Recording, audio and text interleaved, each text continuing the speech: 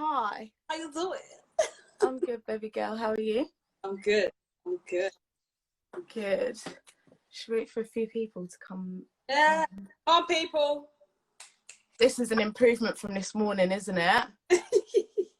Oh my God. My hay fever, literally, Sam. My eyes are still small from it. I'm just looking at you now, like, bless you, you have energy to put makeup on. I was I like, know. You know what? I thought I'd try. you look so glamorous. I thought I'd make the effort. Is my camera the other way around? Yeah, it is. Okay. The way my phone works, yeah, it's going to have to stay this way. It's going to have to stay this way. Someone commented saying, what's the theme of the video today? Okay, so today, guys, we are going to discuss Sam's experience at the Canterbury protests. Oh. I know you made a speech as well, Sam, so if we could touch on that. I saw the video and it was so good, I have to say. Okay, and then I recently saw a post the other day that was along the lines of, why are we protesting? What do Black people actually want? Yeah. So if we can touch on that, that would be great. So the whole reason why these protests are taking place. Yeah. The second point is racism in the UK. So I thought I'd touch on that as well. A lot of people are saying things like racism in the UK is not as bad as racism in the US. So I think we should touch on that and discuss those things. And then the last point, the third and most important one, is any reflections. So any learnings and anything that we've learned during just this past month, because obviously so much has gone on. Yeah. So yeah, guys, that's the format of today's live. So I hope you guys enjoy. If you have any questions as well, or want anything like us to touch on anything, just let us know. But let's first talk about protests in Canterbury. How was that, Sam? So, Canterbury were notoriously racist. Let me just tell you that, guys, now. If you guys don't know where Canterbury is basically a little small town in Kent, very close to the coast. But I grew up there pretty much my whole life. Primary school, secondary school, sixth form, all of that. And having a protest in Canterbury was already a shock to the system. Like, it was like, wait, is this in Canterbury? Like, Canterbury, like, is this happening? Yeah.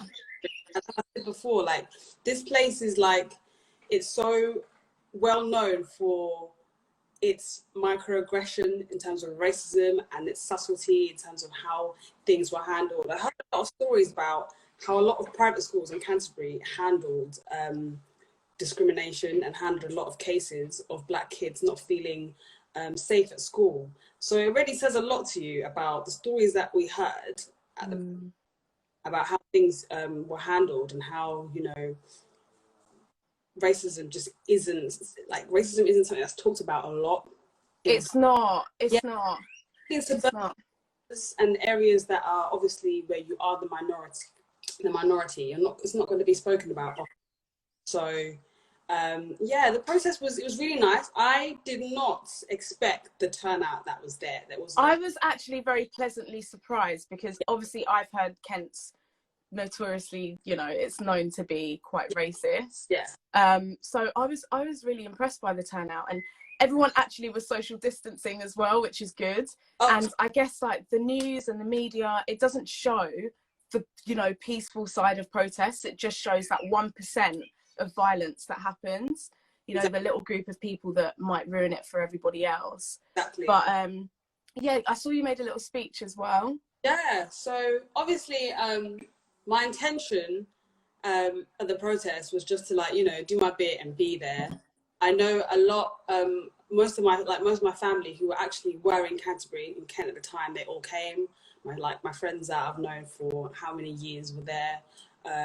People that I went to school, some people from school that I went to school with were there. And we were marching through the streets of, like, Canterbury. And at the beginning, obviously, I don't think people are familiar with what protest is about, especially in Kent. So it was like walking, it was just like, it was a bit quiet, and I was like, oh, I need to pick up the pen, I need to get speak. And then all of a sudden, everyone's going, no justice, no peace. I was like, yes, This is it. Build up the momentum. And you know what? So I haven't actually been to any protests yet, and I haven't actually been to one ever. Yeah. So I would be that person like, oh God, like, what do I do? Dude, what do I say? I was like, fuck it, I'm gonna scream. But yeah. I was just, you know what? I was screaming. Yeah. Because I was like, I believe the words that I'm saying right now. I believe that Black lives do matter. No justice, no peace. Literally. Silence. Was saying everybody's names, fam. And it was so nice for other people to be doing that and to be screaming out the names and just understanding, like, this is real, guys. And I'm hoping that people understood what the message was from that. Yeah. Day. And obviously we did have a couple, there were some people trying to protect some monument in Canterbury, right?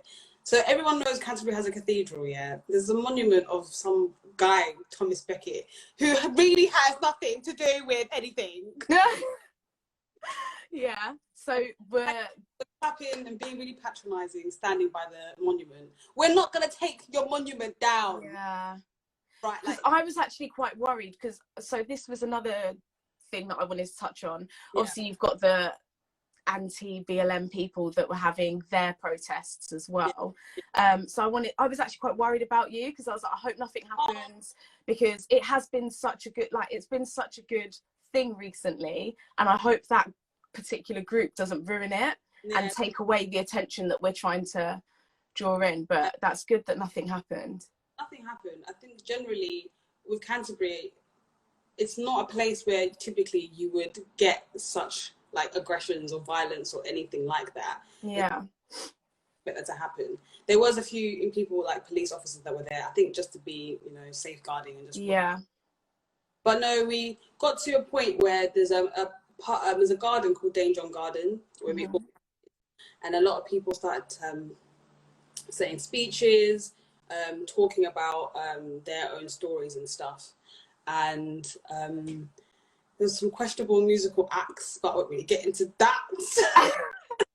As long as they're using their music to, you know, preach the word, that's all that matters. Obviously they were. I feel like it was really?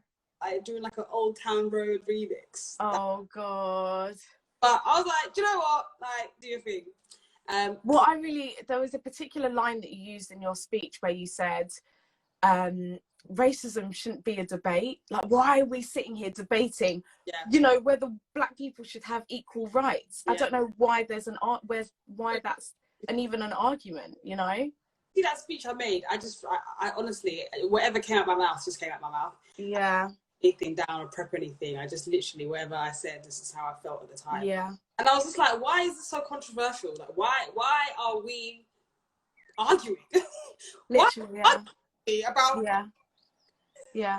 why I know, but then because it's so, why is everyone arguing over this? You have to, I feel like maybe it's because they don't understand the movement. That's what it comes down to. They don't understand the Black Lives Matter movement, and that's why there's so many arguments and debates around it, because people just don't get it. They feel like maybe black people are trying to fight for more rights or be higher than white people, and that's not the case. We just want to be equal, and you can't sit there and say it's not. It is equal, because it's not. Yeah, that's all we want to be. As I said, like in my speech, like, why am I fighting for equality? Like, what am I trying to do? We're just trying to be the same as you. Like, I'm not literally, you or anything like that. You've already proved for how many hundreds of years that you're trying to be better than us. That's fine. Go ahead. You can be better at me at music. You can be better at me at writing. You can be better at me at being a leader. But at the same time, I don't want to just fight you to be better than you in terms of my color. We're not trying to start a race war. It's not. And it's not white versus black. You know, that's not it at all. And I feel like a lot of people from the All Lives Matter side think that it is a white versus black issue. And it's not. That's, for me, in my eyes anyway, that's not what I'm fighting for. I'm seeing it as us versus the racists, or versus the system. That is it, you know? Someone just said, I think there's too much guilt and fear from the other side. Are you saying other side as in white people? And they're then also scared that we want more than equality. we just, yeah, it's true. I don't want more than equality. I just want to be the same, regarded the same as you. If I apply for a job, you see my name, my full African name, compared to someone, you know, a white person, my white counterpart. I want you to regard both of the CVs the same way that you would regard 100%. 100%. That's actually, so we briefly spoke about this in our last live, but that's something that I'm constantly facing every day at the moment, because I'm doing job applications and applying for legal contracts, and I'm sometimes scared by saying I'm a Black British female, or saying my name is Aisha, which isn't a typical British name, that they will see that as, oh, okay, oh, she didn't go to a private school, she's not British. And I know it's not the right mindset, but growing up in the UK, that is the mindset you will have as a Black person. And it's sad. Yeah, it is, because now that I feel like that in that situation as well, it's like I think that person said not white people specifically, but I guess anyone who's exposed to BLM are fighting for. Yeah. True, of course, it's not just white people. I think at the same time though, in what we're trying to do in this movement is just make people aware about what is going on. 100%. So ignorant to the idea that there is a problem, that they don't want to make it their problem. Yeah. But it is your problem. I know. That's the issue that I had. Like with Canterbury, it's like the protest, I wanted people to understand that beyond you being here, because I know someone briefly said this before, that everything that we do is very performative. Everything that we do is performative. And I'm going to agree with that. We do. We post on Instagram. We send stories. We do stuff because it's a part of us to show ourselves. Yeah. And the protest is something that is performative. It's something that makes us want to be able to fight, to speak out what we want to say. Yeah. The protest is to have that chance of people who are never heard, to have that chance to be heard. Yeah. But then the issue is that people will sit there and be like, okay, cool, I understand, I get it. But then it's like, do you get it? As in, like, I want you to understand and get it so you can tell other people as well. Right. Understand. Right. Because I've said this before, it starts at home. Yeah, it really does. It really does. It starts from those difficult conversations with family members, you know, just even you're not going to change the mind or the opinion of somebody in one night. These things take days, years, you know? So it's not just, oh, mum, you can't say something like that. It's, mum, why did you say something like that? No, that's not the right thing to say. This is because A, X, Y, and Z. It's about educating those family members that have those, you know, old-fashioned, traditional views. Yeah, it's true. And if we start now, the generation after this, generation after that, will be able to understand that there's certain things, there's certain structures you can follow to make sure that someone doesn't feel not even just unwanted, but just feel as if they don't belong. So like now, as long as people from now start educating, especially if you're bringing life into this world, please don't teach your child that, you know, Black person is this or a Black person is that. And don't teach them about stereotypes either, because there's an extent of truth to stereotypes, of course, yes, but don't make them think that stereotypes is a fact. Don't make them think stereotypes is what makes the person. I remember reading an article about the stereotype of Black people love eating watermelon, and right there, it's not something that was built in us. No. Stereotype. But of course, it's like, oh my gosh, Black people love eating watermelon. No, that's not the case. And don't make your children to say that out loud and make it so comfortable for them to do that. Yeah. No, that's 100%. That's 100% it. So leading on to the next point of why are we protesting? How do you want to begin answering this question? Because so I've been during the week seeing a lot of rubbish, and the way that I've been dealing with it is just plain block or ignore. I've had to block my friend's mum. I've had to block my friend's mum this week because she posted something racist. Yeah. So it's a very difficult time for a black person, because during this protest and this movement, you see all different types of opinions come out. People that you would surprise you quite a lot, you know, so they're coming out with things that you wouldn't expect them to say. So it's difficult, like, especially for me. Like, my friend's mum coming out and saying what she did was a kick in the teeth, to be honest with you. But yeah, one of the questions that I came across this week was, why are we protesting? So why are we doing all of this in the first place? So this is not so my daughter can walk on the street and not being called an N-word. This is so my daughter, again, like Sam said, can apply to a job and be given the same opportunity and the same chance as her counterpart. This is what we're fighting for, equality. And it's as simple as that. There shouldn't be an argument on this, like we've said. That's why we're protesting. So, okay. Racism in the UK. Do you want to touch on recent events? Yeah. So, historically, I think everyone knows that racism in the UK has always been very subtle. It's not always been obvious in plain sight. It's very much really based on microaggression and based on, as I said before, like stereotypes, really using the stereotypes to paint a picture of that person. So I came yesterday, I don't know if people remember Misha B. Oh, yeah. On X Factor a couple of years ago. And there was a video that popped up on Twitter that showed Louis, this guy, he needs to get in the bin like, straight away. But he basically commented saying that she's too overconfident. Yeah, I saw this video. And I was thinking to myself, already there's a stereotype of black women. We're very confident, we're very aggressive, we're very loud, we're very this. And she was sitting there like... Yeah, I saw this. And it was almost as if being confident was seen in a negative way. So you're too overconfident to the point where you're putting down your other competitors. And this is something, like I said, we get in work. Black women get in work. This is it. That is racism in the UK in an example. Yeah. It's so like, did you just say that? But yeah. It wasn't so obvious that you could really think like, I need to just take time to just digest what you said. Right.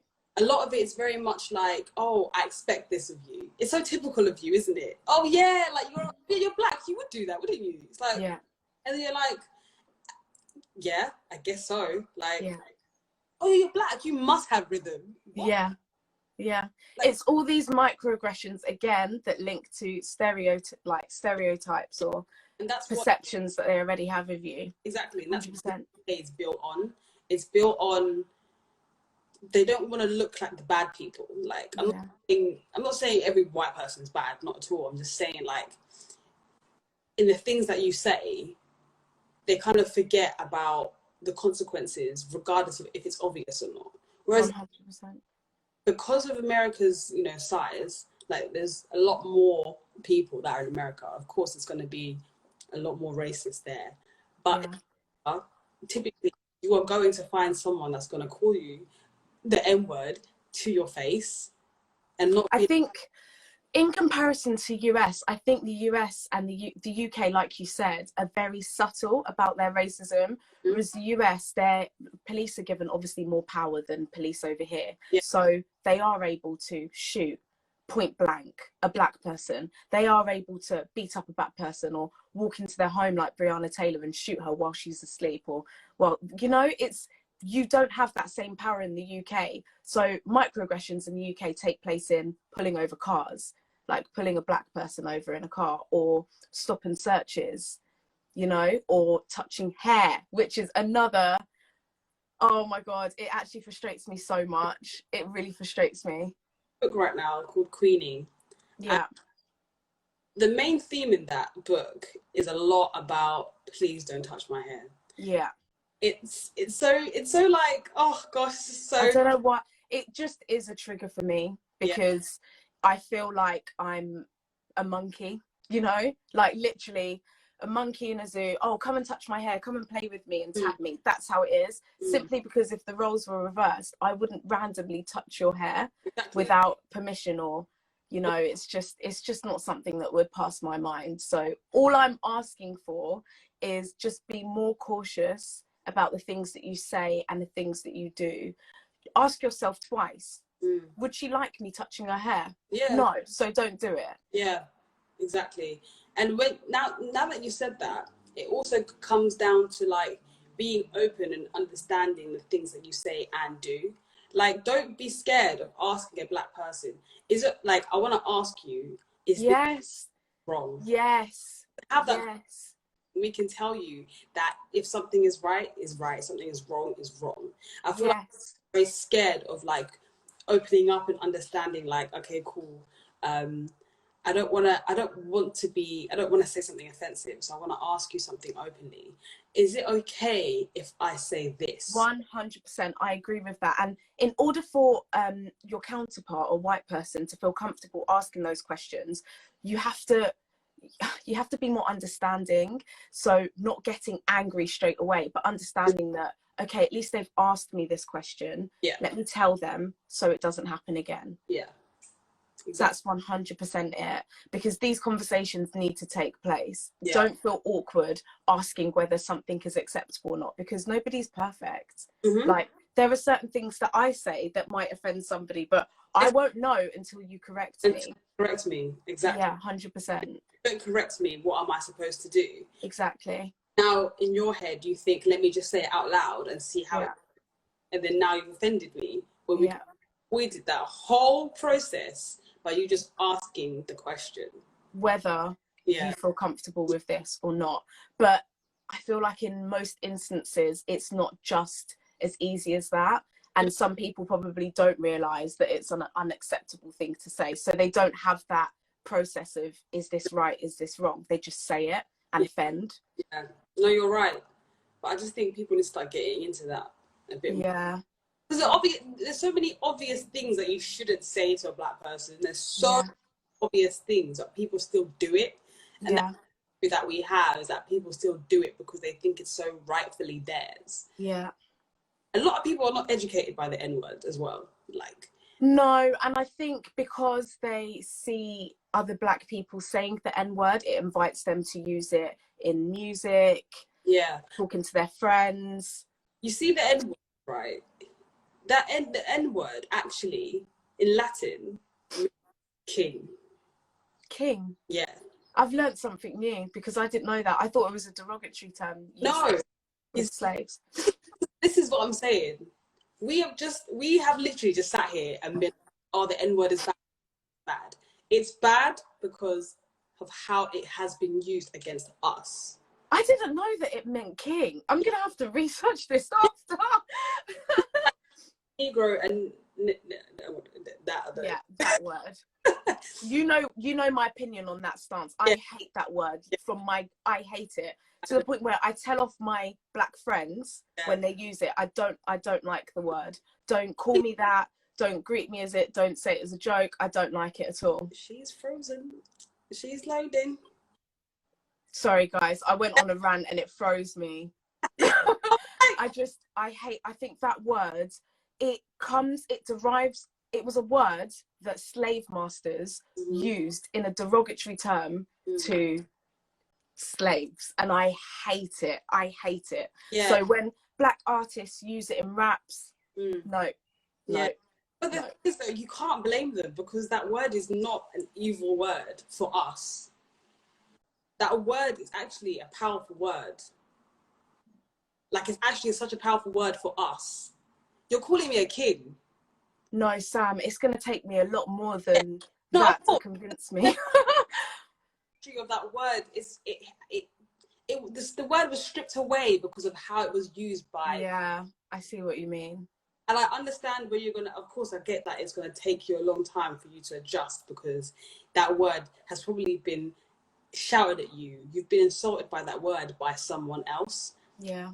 Totally understand where you're coming from, but just remember that word is not terrible. It's not a terrible word for us black. I think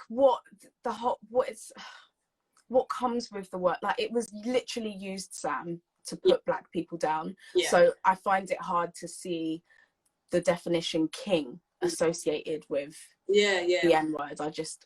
It's beyond me. Remember, black people we were all self-sufficient at this point. We were just minding our own. Yeah, I know. Goddamn. I know. Before we were taken from our land and our properties were stolen, but that's a whole different conversation. Yeah. So, going on from learning, I've just learned something new. The N-words means king. I didn't know that. I'm going to go back and do some research on that because that's such a hard pill to swallow. But yeah, so what else have you learned in this experience? Like, it's been about a month now, or over a month since George passed away, and this massive movement has taken off. So what have you learned? In this time, I've learned that a lot of people, certain people have spoken up more than I thought they would. I feel like a lot of people, since with what happened with George, a lot of people have actually, it hit them like, wow. Like, of course, the other deaths, of course, they will hit home. But this one, it was different because you actually saw a man take his last breath on film. So this one, I can just tell that some people really, like, it actually hit home for them. And have propelled this movement to just keep moving and keep going. I've also learned that there's some people that are still playing ignorant, are still moving like they don't know what's happening and what's going on, but they'll happily like a post that, yeah, I'm with you. No, you're not. No, you're not. Because you're not actively with me. Yeah, 100%. Why do you think that is? Do you think that's because they feel it's too much of a sensitive issue for them to add their 2 pence, or what? Past the sensitive issue now. We've been past sensitive. We've been past being angry and like rage. We are now at the point where it's just like, cool, like we need to just get things sorted for ourselves. But the issue is with them people is that they don't want to make it their problem. They're like, it's not my issue. Like, I feel for you. I'm sorry, but it's not my problem. And you know what? I think it all comes down to, unless you go through it yourself, you will never fully understand. Therefore, it's hard for you to fight something that you don't get. So I'm not going to fight for something that I fully don't understand. And that's probably where they're coming from, you know? But this is where we're going to have to start educating ourselves, guys. You've been seeing how many deaths happening. Don't like, they don't care. That's it. They actually do not care, because at the same time, it's like, if your brother's life was taken, I'm talking to my white counterparts here. If your brother's life was taken, you would do anything for justice, wouldn't you? Anything. But because a black person has been murdered, it's not my problem, it's not my issue. Yeah. That's too much. That's too sensitive for me. Am I in the right place for me to comment?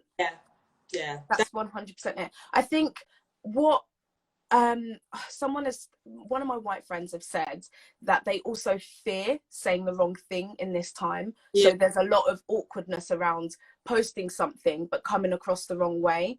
And my advice to you is, forget the fear. Just put the fear aside and put it out there, because you might have that one follower that will see that post and be educated on that particular subject, and that's important. And then they can go back to their parents and tell their parents what they've seen, and so on and so on and so on. So that's why it's so important. No, I agree with you completely. But those people there, if you're the person that fears saying the wrong thing, if you do have black friends or you know black people, I just think it's the best thing for you to do is just ask. And I'm with you, I stand with you, and I want to make sure that I'm doing the right thing and saying the right thing to put my your issues ahead of me. Because just say something and just tell, is this right or is this wrong? If you that person, like, is this right or this wrong? No one's gonna yell at you. Like, come on. Exactly. Justice, and to help me become an equal with you, I will help you in educating you as well and telling you what you can and can't do.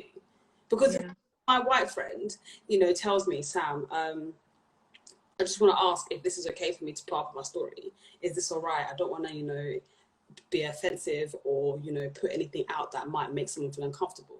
I will read that, I will look at it and be like, this is absolutely fine. And I'm grateful you came to me and said that, because you're catering for my feelings too. Literally. This is it. And you know what? My first thought, if my friend approached me and asked me that, I'll be like, oh my God, they're finally thinking about this. Do you know what I mean? I wouldn't be thinking, that's the wrong thing for you to say. Why are you saying that? Like, it just wouldn't be the process.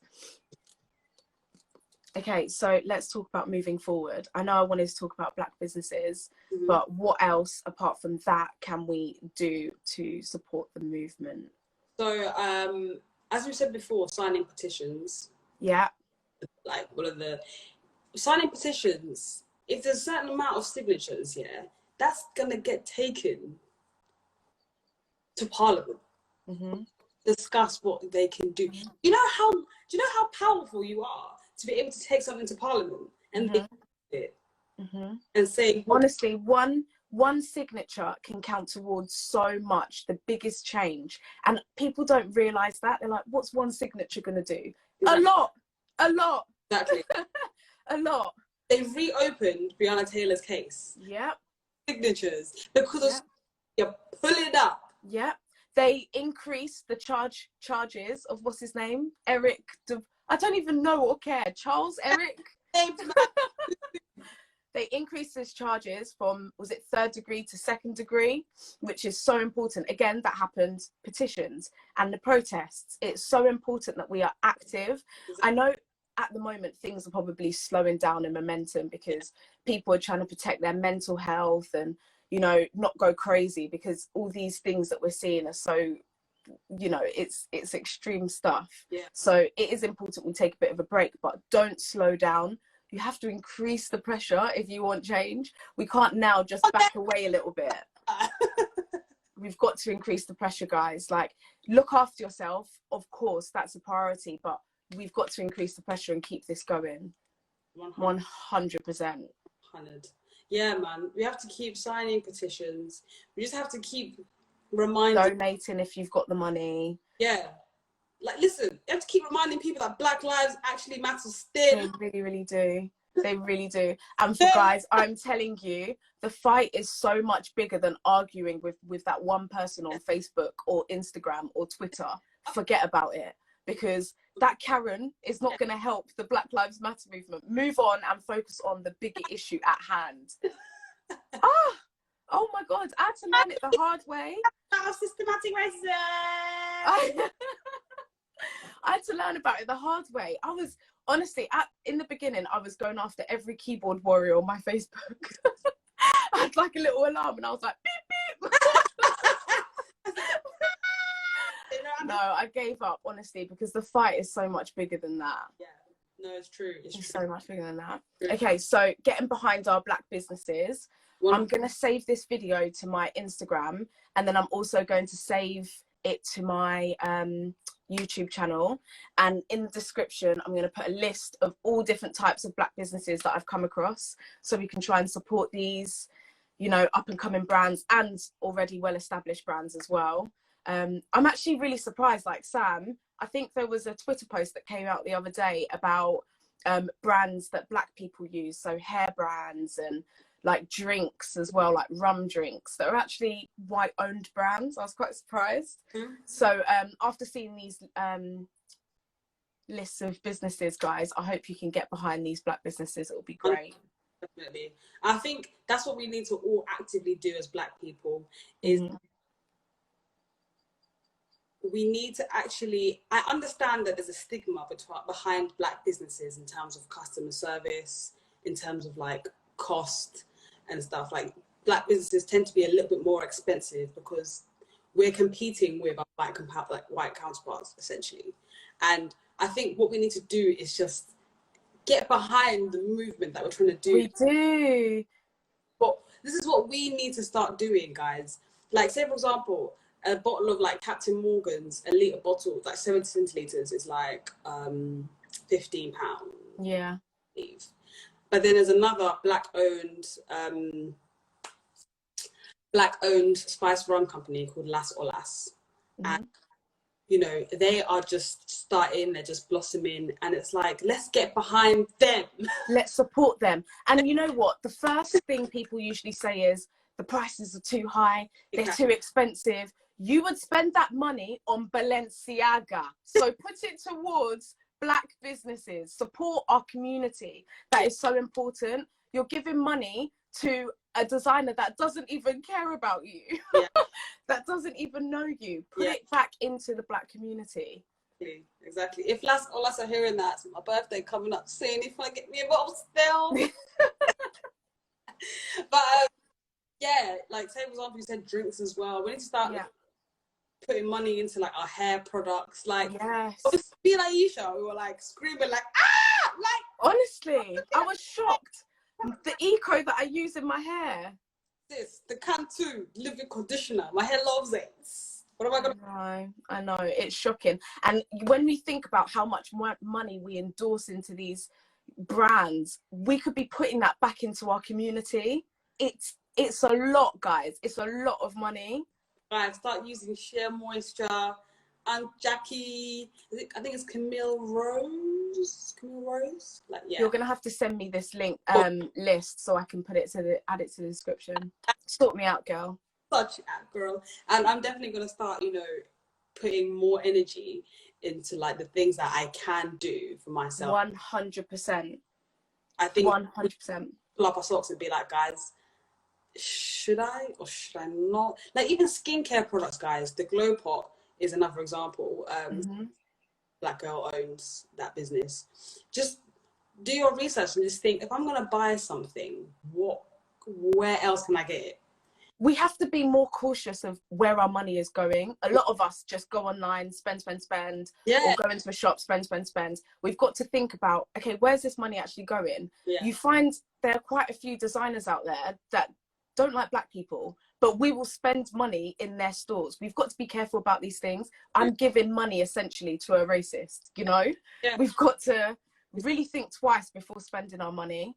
Like guys, like PLT and Boohoo, like those brands, it's a bit techy still. So this top is PLT still.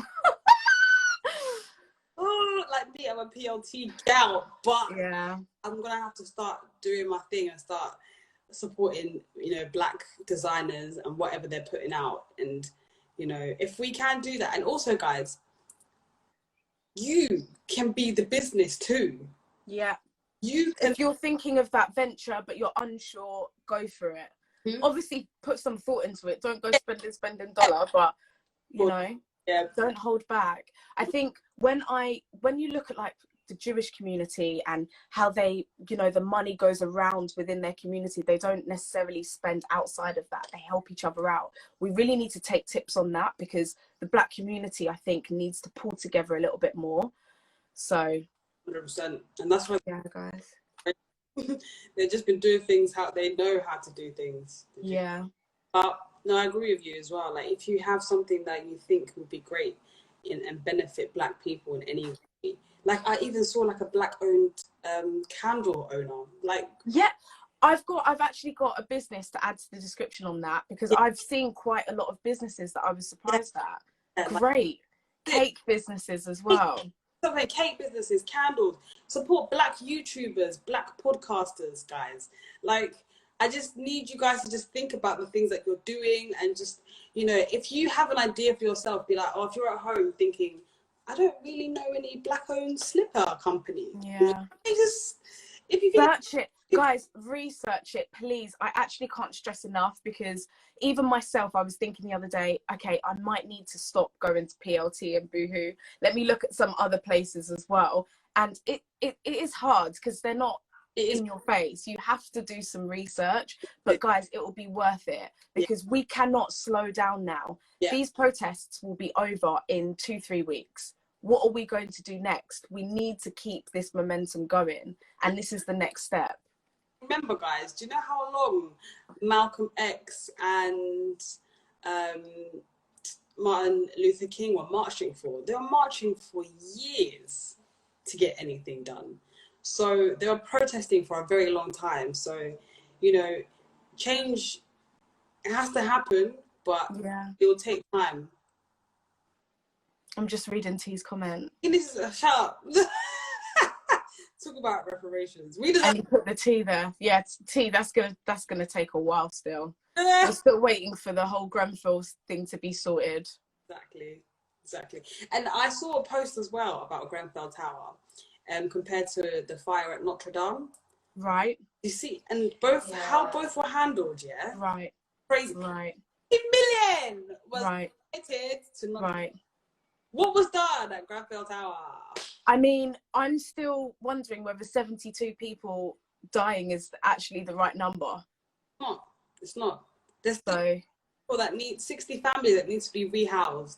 Nothing has been done about that. But here we have Jojo saying, yeah, let's ease up lockdown. We won't be 2 meters anymore. Let's, yeah. Feel like queuing out Primark because of water. Oh my God. But yeah, so just in summary, guys, things that we can learn and outcomes. I'm going to keep screaming this till thy kingdom come. Please, guys, get behind Black businesses. I cannot stress this enough. I'm going to help you out. And in my description, I'm going to put a list of some Black-owned businesses that I've come across. Check them out. We've got to keep this momentum going. Sign petitions. Donate if you've got the dollar. If you don't, sign petitions. Head out to protests if you can. Obviously social distance, but we've got to keep going, guys. We can't stop right now. Don't stop the party. Stay away from those keyboard warriors as well. Yeah. Just stay away from them. Ignore them, because those people that will continue arguing, they will never change their mind. They won't. Slap them in their face to tell them that, okay. Because even what happened in the weekend at Parliament Square, what was that about? And you know what? So when I watched Tommy Robinson's video initially, when he was gathering his troops and his geezers for the protests, I was actually filled with a lot of anger, because I thought, why is this guy doing this? Like, what have we done wrong? Yeah. Why is it bothering him so much? And then I sat down and I thought, he's an idiot. It's not even worth my energy or my time. And it's the same with these keyboard warriors, guys. Like, in the beginning, I was so stressed out with all of this, and it was hard for me to have to deal with these constant comments, but we cannot give energy to these people. Like, forget about it. Fight the bigger fight. I've seen someone just say, instead of social media posts, maybe consider setting up a website that has Black-owned businesses updated on a regular to make it easy for people to identify brands. I think that's brilliant. That is a brilliant idea. That is fantastic. I have actually seen some profiles that actually have a list of Black-owned businesses. If that helps you guys more, you could go on there and access that. Yeah, that would be. I'll put that together. I'll put that together for you. One channel that we can find everything. Yeah. But I think it will take time and a lot of practicality to get that website. It will going. But I think from profiles that I've seen, some people have already started putting together a list of Black-owned businesses. But just for now, I'll obviously add it to my description. So anything like candles, cakes, some fashion brands, there's like all sorts. There's vegan brands, and anything that you can think of is out there. You just have to do the research. And guys, I'm not gonna lie, it's not down to Black people to educate you either. You have to be self-sufficient here. Like, I'm more than happy to support and to advise, but it's not my duty. Facts. Someone just said there's a Facebook group of Black-owned businesses. Fantastic. Fantastic. That is, and if that would be great if you could comment where we could find that, because very helpful. Fantastic. I'll message you after this and ask for the group name, because that would be really great. 100%. But you're right. We just got to keep, and we don't have to educate people anymore. I think we don't. We've done a lot, but we'll keep the momentum going by remaining active ourselves.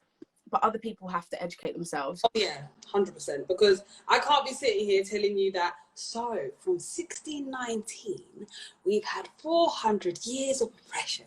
I know. I can't be. And Sam, I feel like, so within this time, I've been educating myself as well. Like, it's not just me educating you. There's a lot that I've learned that I was unsure of. I once the other day I found out that in America, the youngest person to die 14. on death row was 14, and it was because he was accused of killing 2 women, and there was no physical evidence. It was all circumstantial and witness statements. That was it. At 14 years old, he died. Death penalty, guys, at 14. So I'm constantly learning these things. From that point on, it just kind of showed that, you know, being a black African American in the USA was tough, because it is very tough. Like, people were getting arrested for no reason because they needed numbers in prison. That's the and out of fear as well. Remember, like, racism is a business as well. Like, I think people forget that. Like, people make money off being racist or making 100% a social media plot, or, you know, something to talk about for a couple of weeks. Just 100%. And that's why we shouldn't really need to be feeding into such things, especially. Do not. And again, I'll stress again, you guys are going to get sick of me saying this, but these keyboard warriors, they want a response. Don't do it, guys. Don't do it. Don't do it. Yeah, she said that she'll share the link with you. It's called Black Owned. Fantastic. Yeah, if you want to find that on Facebook, if anyone is still on Facebook. You know what? I have actually noticed a difference in energy from Facebook to Instagram and Twitter. I've noticed a lot of because a lot of these ones are on the Facebook.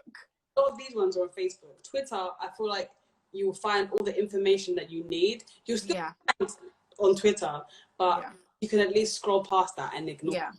But you can control what you see, whereas Facebook will never fail to amuse me. I can't lie. I'll wake up feeling fresh and then boom, I've got rubbish. Someone goes, I would like to go live with you and discuss education when you're finished, if you don't mind. I don't know whether Fantastic. We might have to do a separate day, but I'm more than happy to go live, and let's do it later on in the week. That would be great. Wonderful. I'd love that. But thank you, guys. And I hope this has been insightful. Sam, I love having these conversations with you. It really opens my eyes.